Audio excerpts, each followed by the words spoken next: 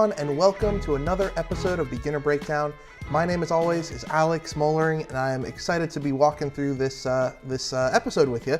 So today, I wasn't really sure what to do. It's kind of the holiday season, so I was thinking maybe I'd do something fun and holiday themed, but really what I want to talk about is tournaments. So we just at the chess club here had our end of year staff tournament. We get all the staff who want to come in and play some games. And this was actually the first year I got to participate. So I was really excited about it.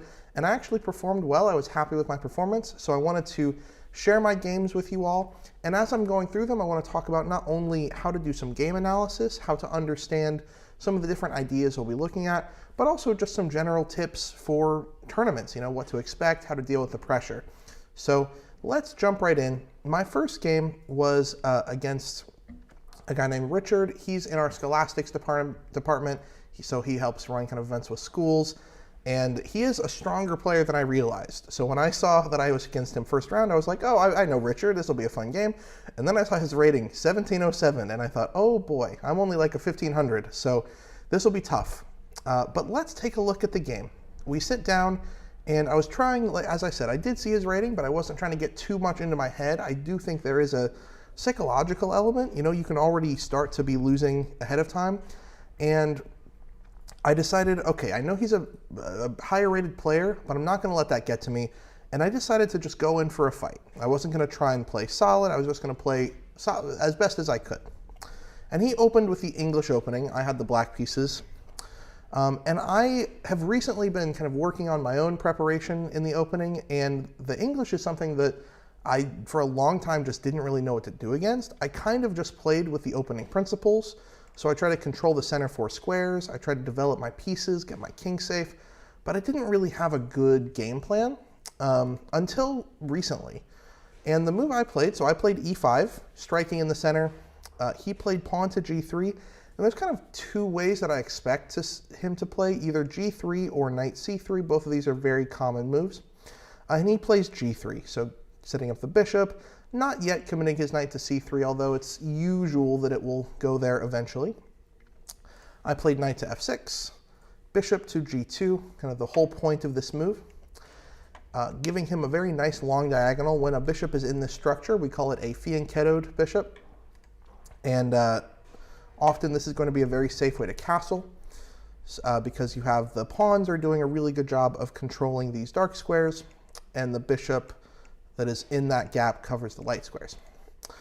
And here, my new game plan is I decided to play the move pawn to c6, which is, it has a name, this opening. I forget what it's called. But the basic idea is very simple, is I'm saying, okay, by playing c4, you have controlled the d5 square and are causing me a problem, right? I can't just put a pawn there without trading it for the center pawn. So now that I've played c6, I'm doing really two things. One, the main thing is I am adding more support to this square because I would like to play d5 and trade and just have nice center pawns. I would feel really good in this position, practically speaking.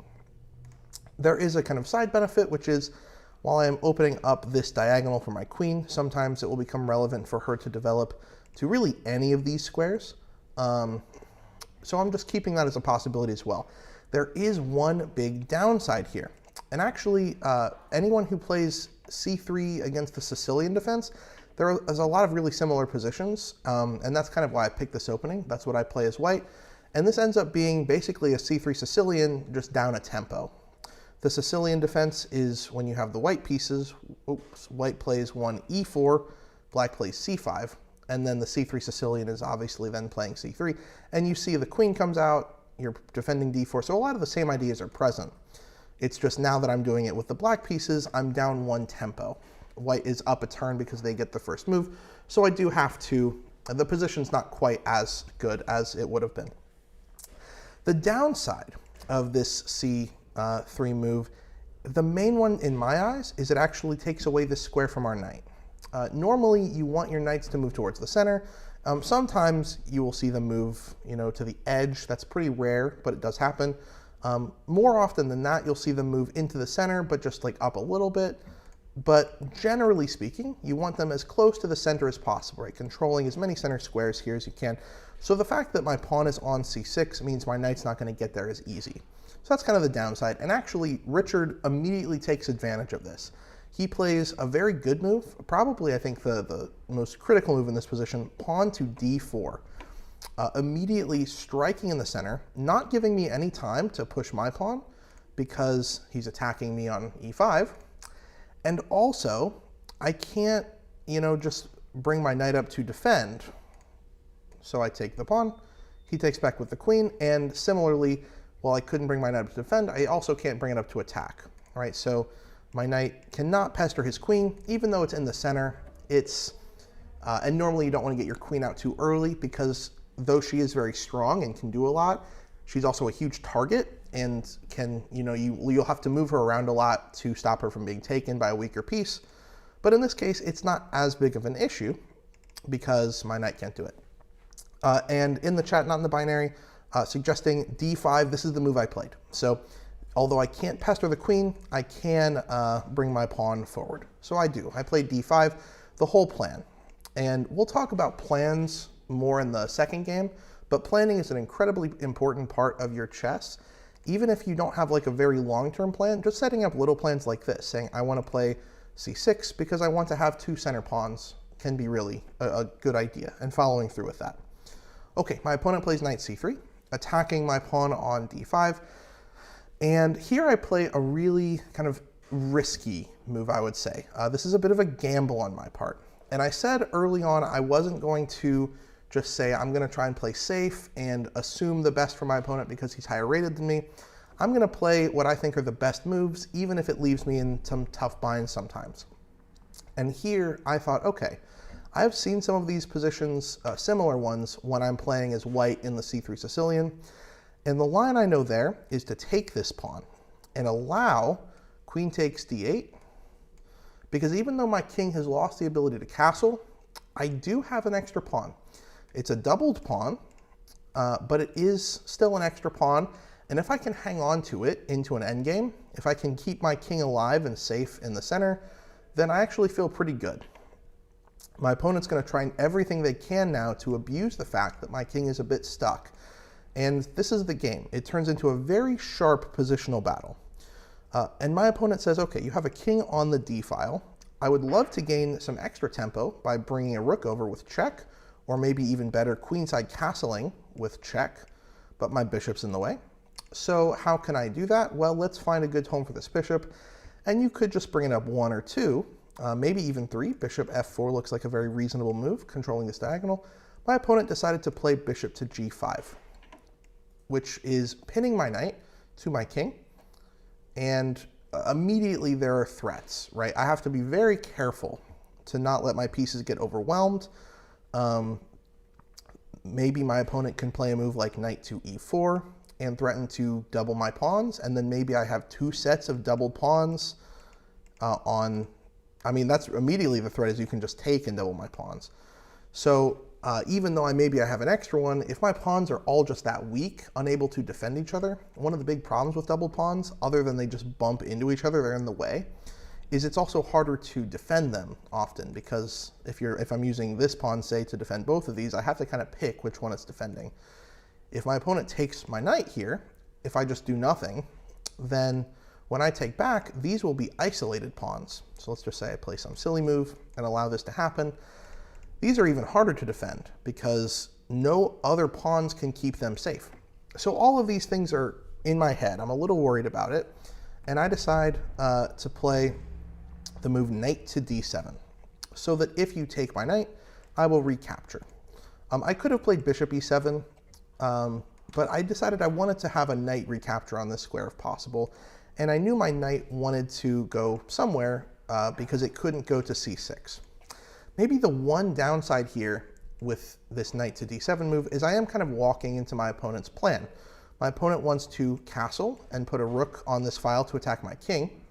And so after I do this, now I'm pinned in 2 areas. Both of my knights are stuck, which is not ideal. It also makes it a little harder for me to develop this bishop into the game. right? If I had played my bishop out earlier, maybe my opponent doubles my pawns, but at least my pieces are a little more active. So these were the trade-offs I was making. Okay, so now my opponent is again threatening to double my pawns because I will not be able to recapture with my knight. It is pinned. My opponent's also threatening to continue to put pressure on my pinned pieces with his. So I play bishop to e7, unpinning. My opponent plays knight f3. And I decide, okay, I want to resolve whatever's going on here. So really quick, let's go back a second.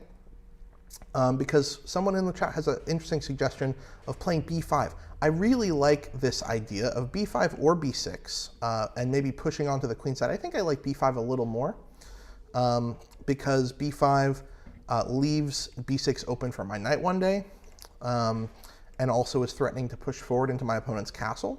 I have a nice pawn already on c4, so if I can use that to my advantage, that'd be great. The one issue with this move is my opponent's bishop on this nice long diagonal, right? If I play b5 at some point too early, then I'm going to get into a lot of trouble because my opponent's bishop just has so much scope. So I can't just undefend the c6 pawn, but that is a good thing we want to watch out for. If we have an opportunity to start expanding on the queen side, I think it's a good idea. But in the meantime, I need to stop this threat, so I play bishop e7. My opponent develops with knight to f3. And I could go for this b5 idea now, but then I have to worry about discoveries. Because if this knight moves, then it's going to be making a threat against me, as well as the bishop behind it, which is revealed. We call that a discovered attack. The attack has been discovered in the position it was not there before, because this piece moved out of the way. So I still want to do this, but it's a little too early in my view. I'm not quite prepared.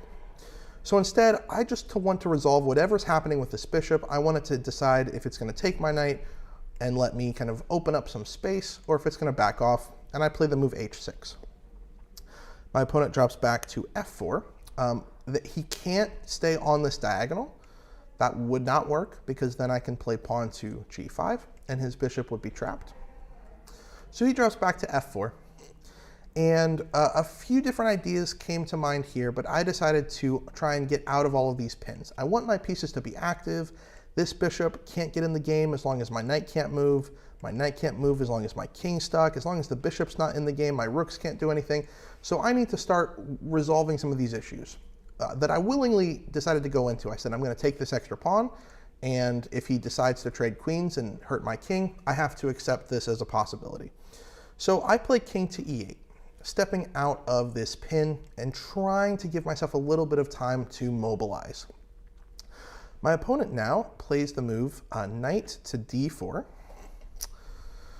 And I think he's setting up some potential issues. The main one in my mind was knight to f5, which looks to hit my bishop and hit this pawn with check. And also it reopens the scope of this light squared bishop. So I'm keeping a lot of these threats in mind, and I decide, instead of first dealing with this, because I don't really have a great place to put my knight, I could put it on b6, but I want to wait and still play b5. I can't do that yet because, again, we talked about the issues here on c6. So I decide to wait, and I play pawn to g5 first, trying to create some space. Rook he1. Yeah, he could have played rook he1.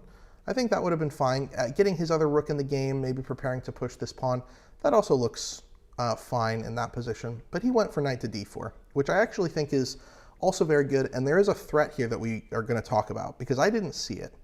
So I played g5, and he saves his bishop. I expected him to retreat, but he actually advances into my territory and takes up a lot of annoying space.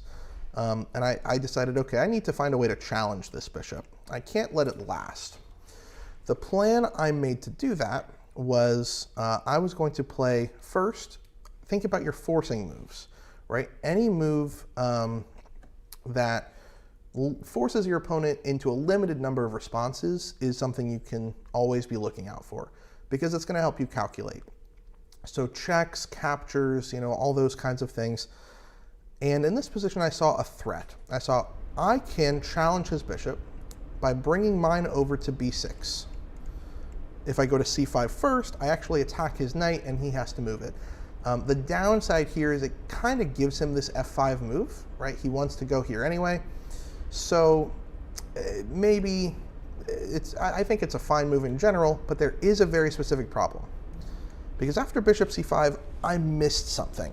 So if you want to try and take a guess in the chat at what white's best move here is, see if you can figure out what white should do here to kind of capitalize on my position. There's a very strong tactical idea. If you're watching this live, feel free to comment in the video here.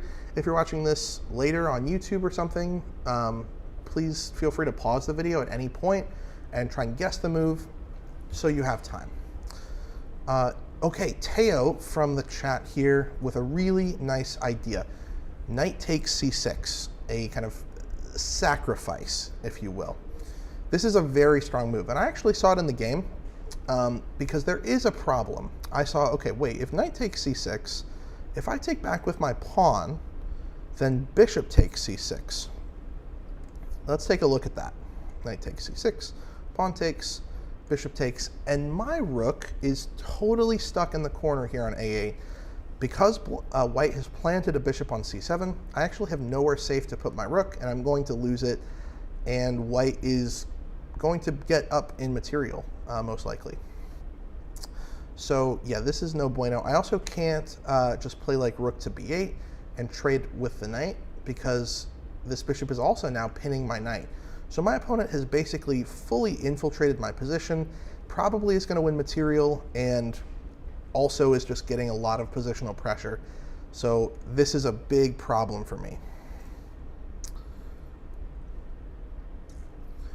I looked at this and I actually thought maybe I'm okay, because maybe if you play knight takes c6, I might be able to survive. My plan was actually to play bishop takes f2 and not take back, because then you're not getting my rook. The problem with this idea is even though I get a pawn back, white's development is just much quicker. So perhaps something like rook to attack my bishop. I can call check if I want, but white's pieces are just very active. My pieces are still much more passive, except maybe this bishop. But I think white's two rooks, this beautiful bishop on this diagonal, the knight in my territory, I'm just fairly concerned about trying to survive this position. So my opponent, luckily for me, missed that move and played knight f5, which is still a strong move. It's just not quite the same tactical knockout. And I played bishop to b6, right? My original plan, trying to challenge this bishop, get it to stop taking up my spaces. Okay, this didn't quite work because he just pulled back to d6. And again, my king is feeling a little bit locked up. So I'm nervous about potential checkmate threats, but I'm also seeing that I'm still fighting back. I still have this extra pawn, and if I can just get my pieces active, I'll be okay. So I say, what are the current threats? Well, now that this bishop is kind of locking my movement on the f file, and I can't just escape with my king, I don't really want to allow this check. That seemed a little dangerous. It's going to force me back to the d file, where this rook is waiting to just actively hunt my king. So I decided to play rook to h7 to defend against knight g7. I couldn't play rook g8 because then I hang this pawn. It's not defended anymore, so I play rook h7 instead. My opponent plays f4, trying to just break things open on the king side.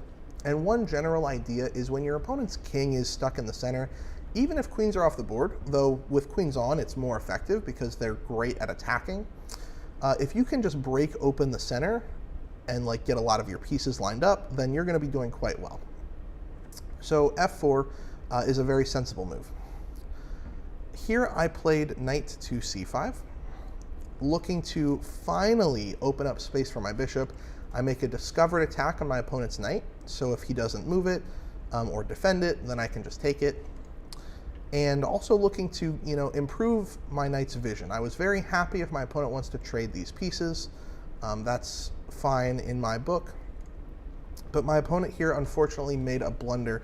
We were playing with 30 minutes, game 30, no delay, no increment or anything.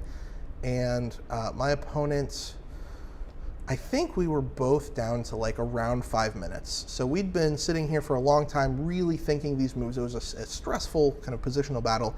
And my opponent played a very natural looking move, pawn to e4, looking to push forward. And again, the same ideas, right? Open up my king, get control in the center. With his pieces so active, it's very, very scary. But unfortunately, I have a kind of, there's a problem with e4. So if you want to, again, take a minute and see if you can find the best move for black in this position. What is wrong with the move e4? What has white left vulnerable for us? Okay, so not in the binary. Again, knight d3. Okay, never mind. That's okay. Take some time, see if you can find the right idea.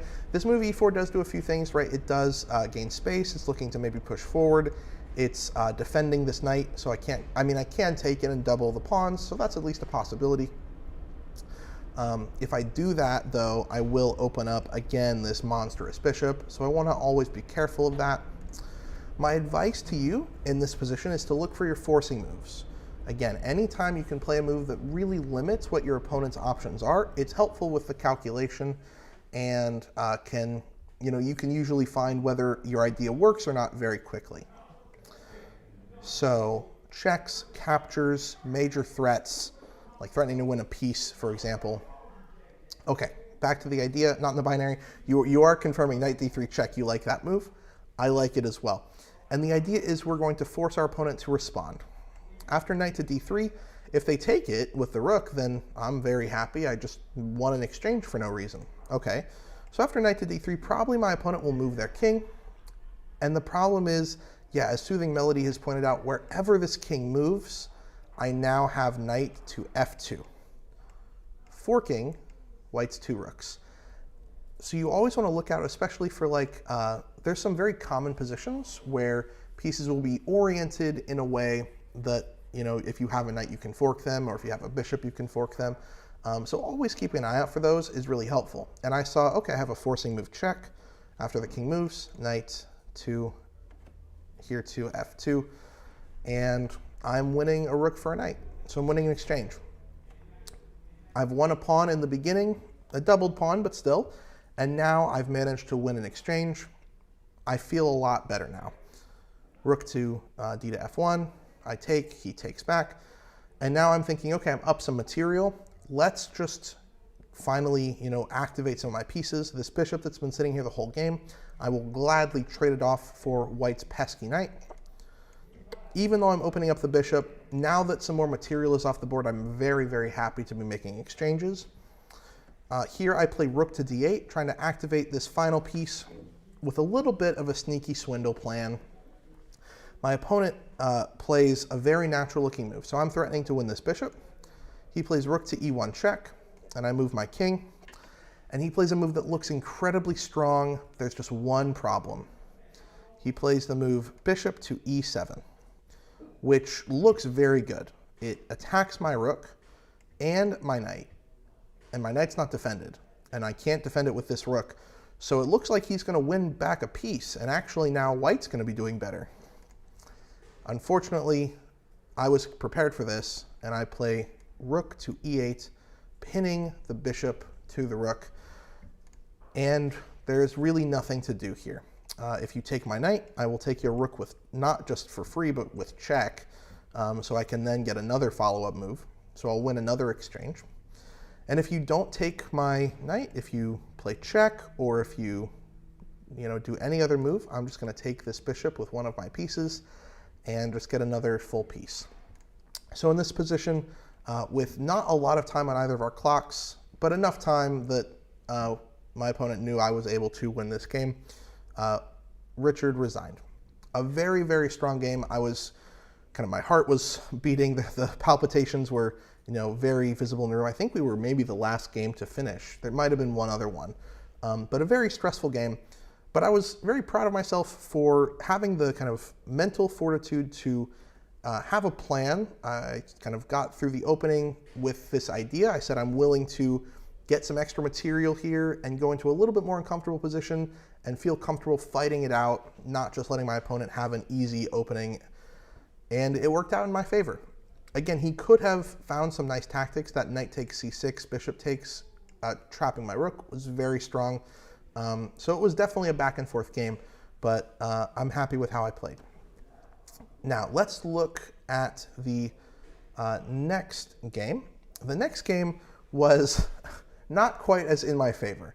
Although I will say, there's something about playing an opponent who is much, much stronger than you that can let you breathe a little easier. So in my perspective, I'm playing Richard of 1700 round one. I feel like I have a chance, right? It's going to be tough, but if I play well, I might be able to win, and that's what happened. Round two, I was playing the chess club's one and only Caleb Denby, national master, very, very strong, and actually the highest rated player in the tournament. And there's, I think, a very important distinction here. I don't think you should go into a game, expecting to lose or playing for a draw, because usually psychologically that's going to cause more harm than good in your play. But I could breathe a sigh of relief, saying I don't have to beat myself up if I miss a move or if I play a bad move, because Caleb's a very strong player, which means I can just play really strong chess as good as I can and see what happens. This game is a little bit more complicated. I mean, the first one was certainly complicated, but seeing as I lost this game, I might not be able to explain all the ideas fully, but I'm going to do my best. I had the black pieces again here, and Caleb started with pawn to d4, and I go into a kind of King's Indian style setup, knight f6, c4, g6, and I was expecting here the very normal lines. I know Caleb has done lots of lecture series on the King's Indian. Please feel free to check those out, very high quality content. And from my understanding, he often plays the main lines, right? Knight to c3, pawn to e4, bishop e2, castles. He's going to do all the normal stuff. And in this game, he actually played pawn to h4, which is something that I'd only seen once before that I could recall. And it was actually playing another master. I played this against our former Grandmaster in Residence, Alexander Shabalov, and he also beat me in this. But I had learned a little bit since that game and wanted to try out something different, and it didn't exactly work, but let's talk about why, because the key word I have for this game is plan. And in this game, well, actually, let me start with this. In the game I played against Shabalov, my immediate move, I believe, I might have played like a few more normal moves, but eventually, very quickly, I played the move pawn to h5. Very simply saying, I'm a little nervous that you were going to push this pawn farther into my camp, and I would like to at least have some safety here on the king side. Now that sort of worked against Shabalov. I don't believe he destroyed me on the king side. I think he just kind of destroyed me in general. But against Caleb, I wanted to try something different. My first game, I said, I'm not just going to, give my opponent an easy opening or play moves because I'm afraid. I'm going to play what I think are the best moves. And so I played normal chess. I played d6, knight c3, bishop g7, e4. And here, I thought I should castle, but I was a little afraid of pawn to h5. So instead, I played knight to a6. And this is a move that I really like in the King's Indian defense, although I wasn't really sure how it would square up against this early h4 idea. My idea here is actually to play pawn to e5 and kind of fight for control of this c5 square and this b4 square. So we'll kind of see that happening. Kind of maybe some other more normal looking moves, maybe knight c6, and you might see something like this. But I was a little afraid of getting pawn stormed, so I held off on that. And again, castling I think is fun, but I'm also a little afraid of getting the h-pawn too much pushed forward. So I played this knight a6 move. And my opponent played knight g to e2, which is another move that I was not expecting at all. And this actually cost me quite a lot in this game, because something very important is when you are making a plan in chess, you need to be reactive to your opponent.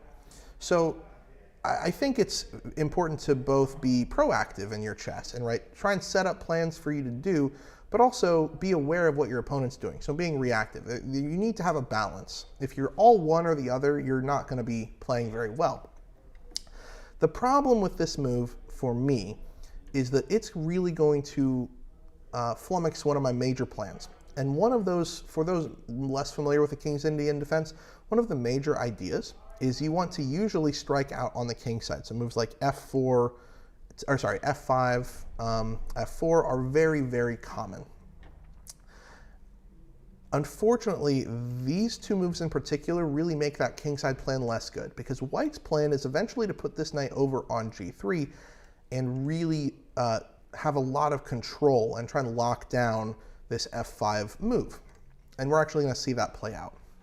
So here I played pawn to E5. My opponent plays D5, which gives me the C5 square, and I'm feeling very happy here. Knight to G3, like we said, controlling F5. And I play pawn to A5. And my plan is now I would like to advance this pawn and create some weaknesses in my opponent's pawn structure. I'm not sure what he's going to do, but between my knight and my pawn, I feel like this is going to be very strong. My opponent plays pawn to H5. And now I've realized, okay, this is, despite being me and the King's Indian, I'm fighting him on the queen side, he's fighting me on the king side. This is not normally how things go, but let's just see what happens. I play pawn to A4, and he plays bishop to E3, trying to undermine my knight, right? Because this pawn is only defended by my knight and my rook. If he can get rid of my knight, then perhaps this pawn falls. Now, I maybe overvalued how important it is to control this pawn, because even if he ends up taking it, maybe I still have some nice pressure on this open file. But I instead played knight to D7. And this is maybe the first kind of sign that I'm not doing exactly what I'm supposed to be. After the game, Caleb kind of mentioned this move. He wasn't so sure about it because he said just retreating might have been a little too slow. My plan, right, that we talked about is I would like to play F5, but again, look at how my opponent has set up. With his knight on G3, his pawn here, very easily he can bring his bishop out to defend. It's really difficult for me to get away with F5. Furthermore, as long as my knight here is on D7, my bishop, which is a key defender of this square, is actually now cut off from it. So in retrospect, maybe this isn't the best move.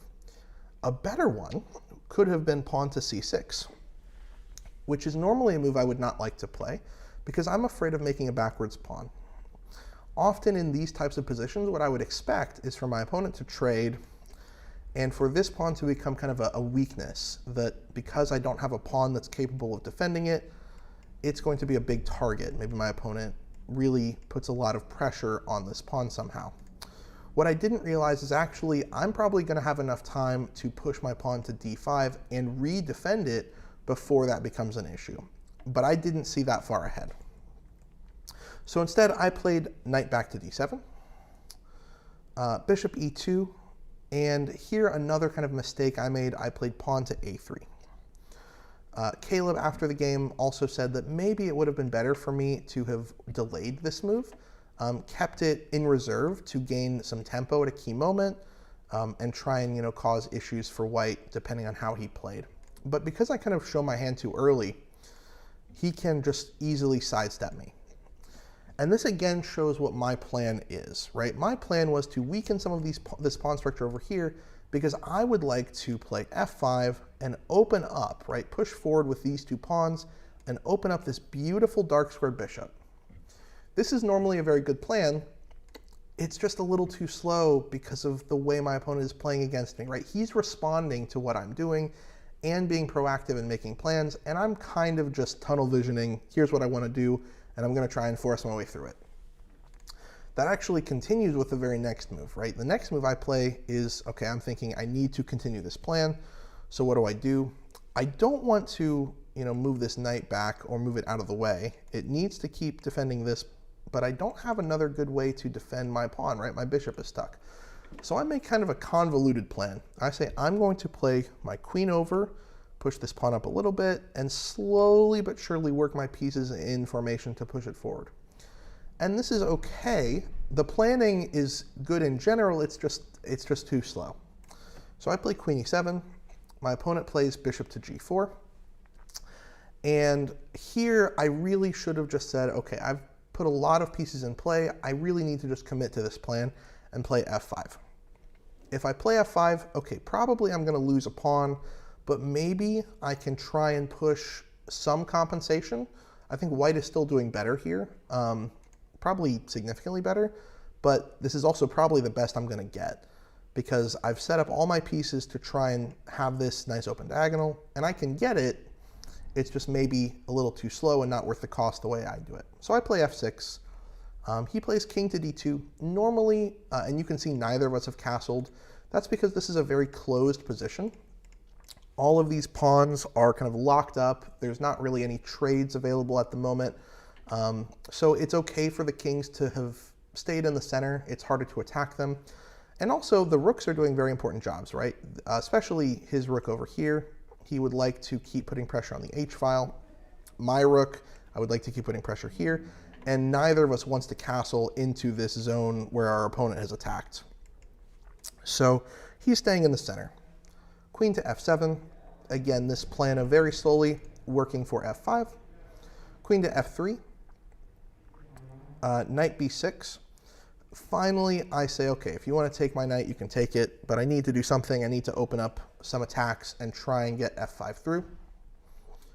He plays h takes g6, h takes, rook takes h8 check, bishop takes, some very forcing sequences, and then rook h1, attacking my bishop. And here I play a forcing intermezzo, so I'm playing an in-between move. Instead of defending my bishop, I play bishop takes g4, because now if he takes me, then I'm just going to move my king. Even though he takes me with check, I move my king, and now both my rook is attacking his, so he needs to defend his rook, but he also needs to defend his queen. So he doesn't want to, invite those issues, right? If he takes, I just step out of the way, and he can't solve both problems. So instead, he takes my bishop first, and then I move my king anyway to now defend my own bishop. Bishop takes c5, so he does decide to take here. And I'm thinking, okay, fair enough. Rook h6, putting pressure on my g6 pawn. So I defend it with rook to g8, and knight to b5. And I actually anticipated this move for some time, and I had a plan to deal with it. I thought, okay, you're attacking my pawn here. You're defending d6, but I'm actually okay. I pushed c6, because now I'm thinking, if you push, then I think I can maybe just defend. My knight is controlling some really crucial squares. My queen and rook might be able to help me out. I think I might be able to survive. And if you take, then now you've opened up the d file, so maybe I can get some counterplay against your king. Hello, Roland Titan. Welcome to the episode. So he does play d6. I move my king, and I'm thinking I'm probably fine. Now, my opponent is a national master, and I looked at the computer after this game, and he actually only has one move to retain any advantage, and he finds the best move. The move I was expecting him to play knight takes a3, and then I would play knight to c8, take this pawn, and try and open up an attack in the center, and I felt, okay, maybe white's doing better, but I still have something to fight for. Instead, he plays knight to c7. And I thought at first, maybe this is too ambitious. I think I can survive, but it turns out he was correct. I play knight c8, attacking his pawn. He calls check. I move out of the way. And he plays a move that I had missed, a very, very strong move, queen to h3.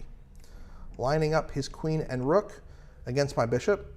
And because his knight is now on e6, he actually cuts off any squares I can move to defend my bishop. Right, my queen cannot go to either of these squares. It will be taken by the knight. And if I move my bishop up here, then he can very simply play rook to h7, pinning the bishop.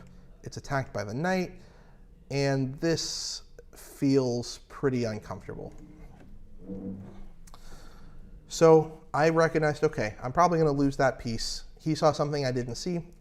I was also fairly low on time at this point, and decided I'm going to go for a gamble. I played knight takes d6, rook takes h8, with my idea that I would now like to move my king out of the way, see if he'll trade rooks or not, and then maybe I can try and get some counterplay by taking on this pawn, opening some stuff up. Probably he wins, but maybe I can threaten perpetual check. This was my big plan. At this point, I probably should have taken the rook and tried to enact this plan in some way. And white is still fine. White actually has a checkmating attack if they're able to play carefully and precisely and spot it. But it's probably about as good a chance as I would have at that point in the game. Instead, I played king to e7, hoping to avoid trading rooks. And my opponent played one more move, and I resigned. In this position, my opponent played the move rook to h7, pinning my queen to my king. I cannot block with the rook because, again, the knight covers that square, and I recognized my mistake, and I resigned. I was still very happy with this game, but I think the most instructive thing for me about it was thinking about plans, right? Transforming from an opening to a middle game to even a kind of end game plan, but especially opening into middle game, where I was very focused on my idea. I wanted to break through. First, I wanted to kind of harm his queen side so that it would be weaker, so that whenever I opened up on the kind of king side in the center and opened up my dark squared bishop, it would be very strong. This was my plan basically from the very beginning. And unfortunately, I wasn't paying very much attention to the moves my opponent was playing. Or rather, I was paying attention to them, but I wasn't factoring in how they would actually affect my plan. Right? I didn't think about how him eventually pushing h5 and opening up my king side would make it so pushing my own pawns there was too weakening. I didn't think about how his knight going to e2 and then g3 would really put a damper on me playing f5. So really taking into account the plans you're making and being both proactive with them and also reactive is what I learned from this game and what I'm trying to impart to all of you. Now let's go into the final game, round 3. So I've won one, lost one, and in this round I'm playing someone who I've played a few times before. He's a 1300, I'm about a 1500, somewhere in the middle. And but I've played him before and we were fairly even. I maybe have a slight edge, but my friend here, Nate, at the chess club, and so I knew again this is going to be a tough one. I can't just have an easy win here. I played so in this game, yeah, last round, and again I've played 2 very long games at this point, so I'm a little bit kind of frazzled in my brain, but thinking if I can just play solid chess, that's all I can do. Pawn to e4, and Nate is very fond of Alekhine's defense. So knight to f6.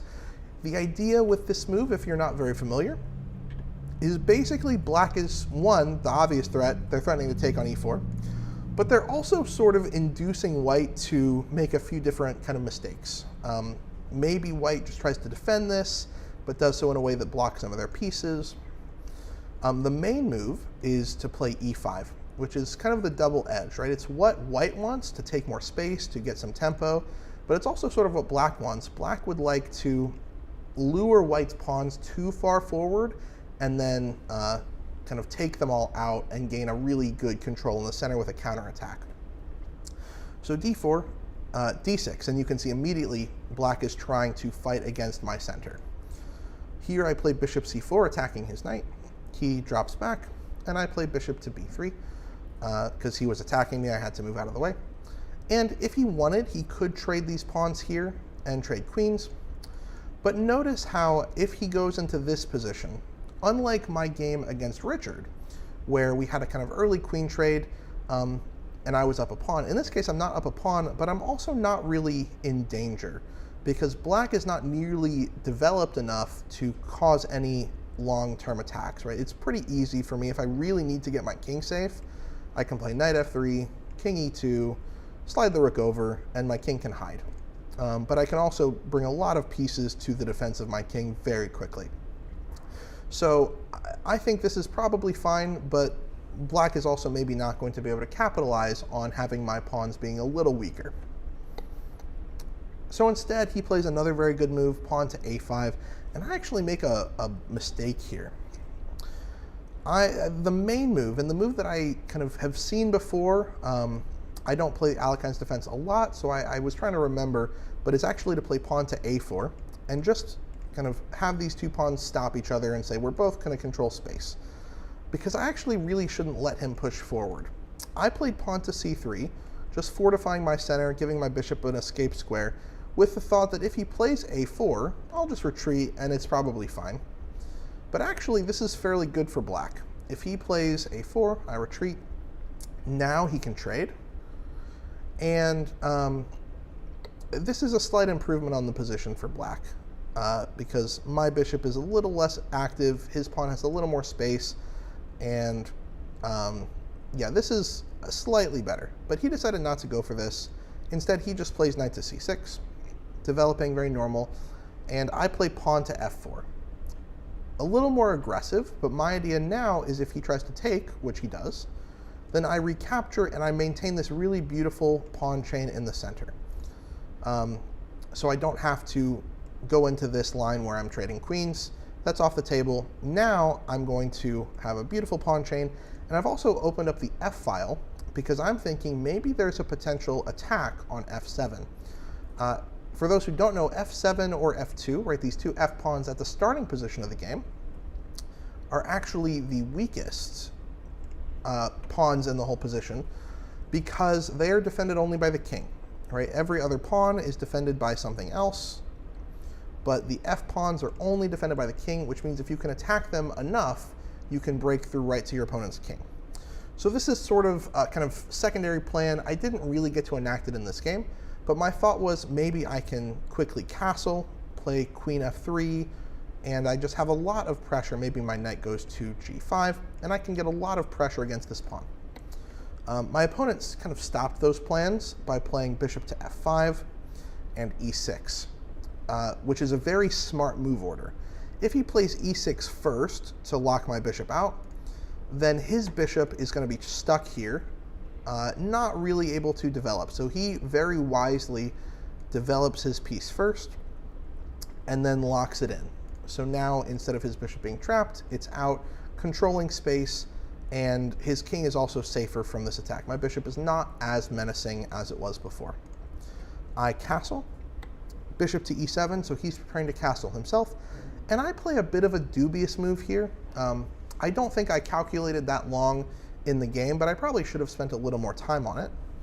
But in the game here, I played bishop to e3, just developing my piece, not really sure where to go with it. Maybe bishop f4 would have been a little better, but there is a problem with this move. It's not like a game-ending problem, but I do think I give black the advantage here.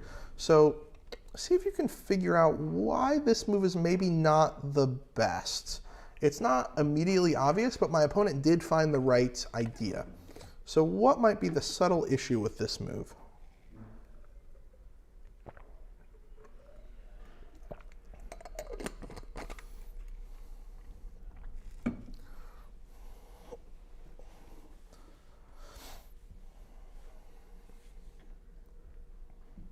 And while you're thinking about what might be the slight problem here, kind of my motivation is, I knew I wanted to get this bishop out somewhere because I wanted to bring my knight in. Similar to before where we had pawns on c3 or c6, I can't play my knight to the square it normally would like to go, so I need to get my knight out.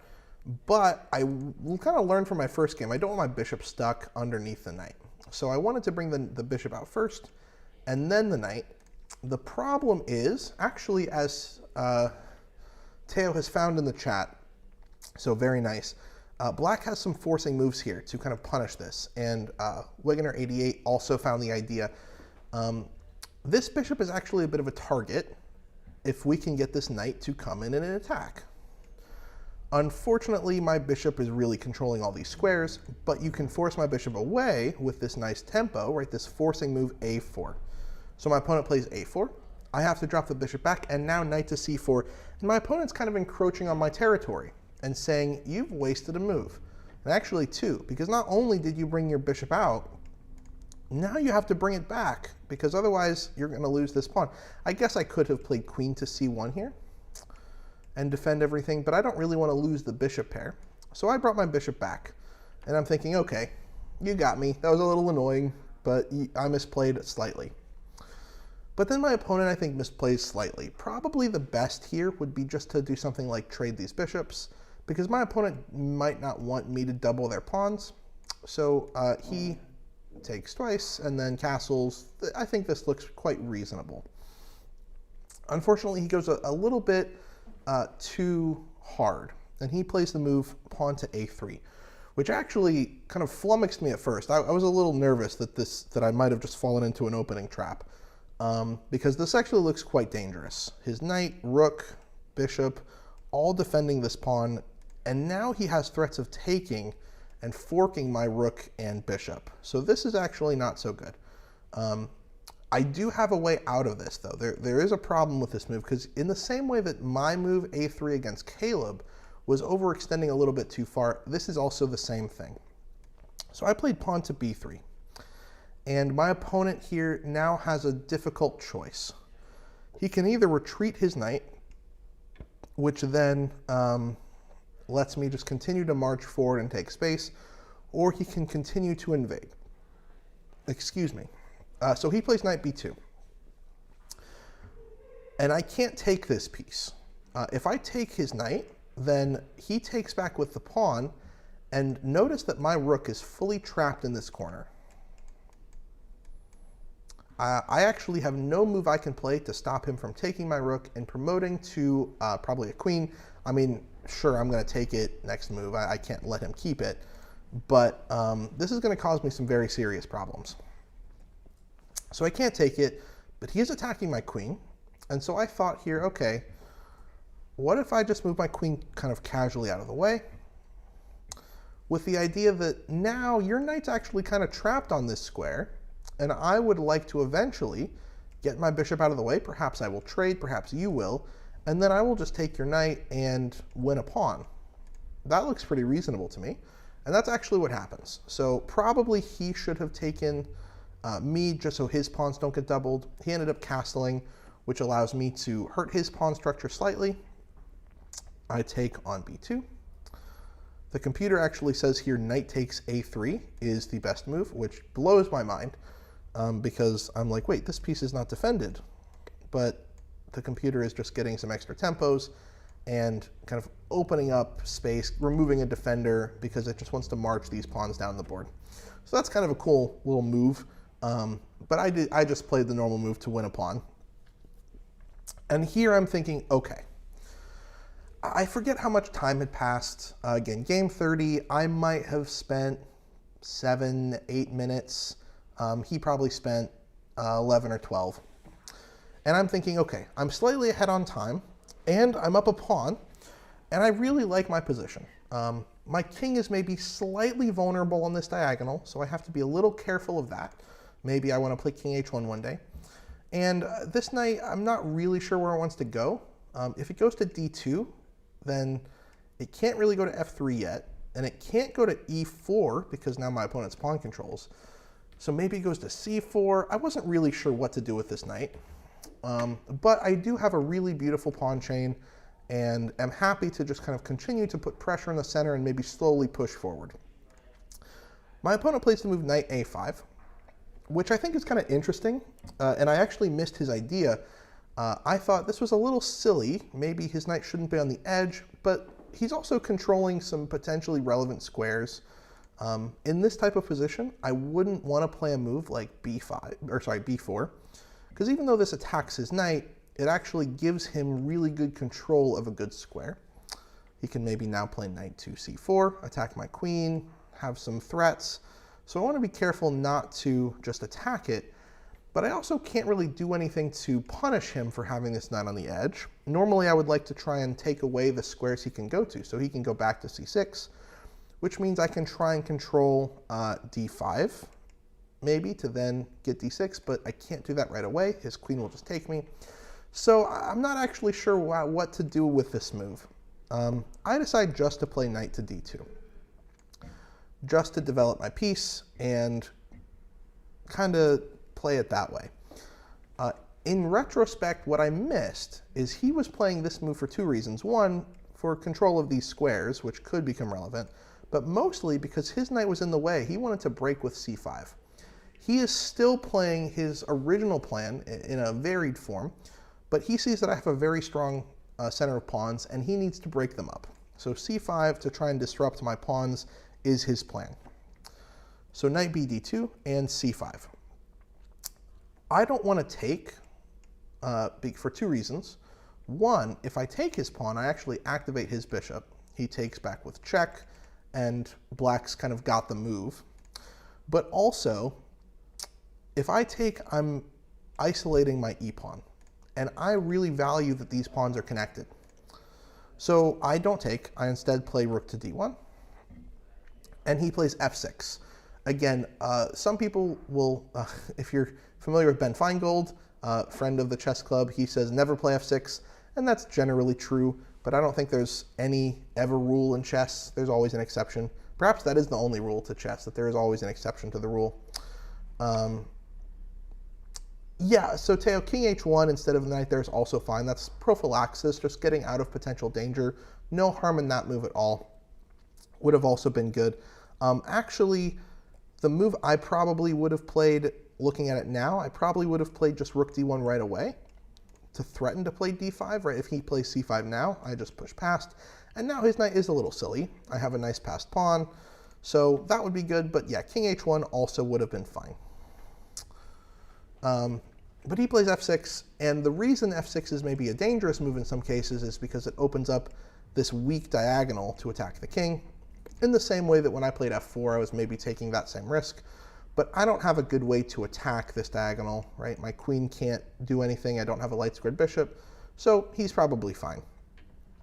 So he, again, wants to try and break up my pawn chain as best as he can. And here I play knight to c4. I decide I'm going to add an extra defender here. And also, if he wants to trade this knight, I'm fine with that. I'm happy to double these pawns temporarily to add some extra defenders to d5, and also open up space for my queen to attack.